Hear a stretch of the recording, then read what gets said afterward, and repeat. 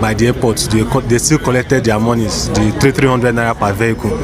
So we thought that that Abuja flights were still ongoing, and even the airline that I booked from Abuja to Asaba this morning, they sent me an SMS this morning to remind me that the flight will still be taken off, only for us to get into the airport and we saw that everywhere is on total lockdown.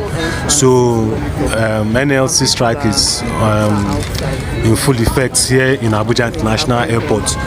So many people are still hoping that with time that they might allow some people to travel, which I doubt, because they even put their flag. NLC put their flag by the entrance, by the door entrance. So, and according to what we heard, that the international flights have been given 24 hours to round up any incoming or outgoing flights. So for now, local flights, for my understanding, local flights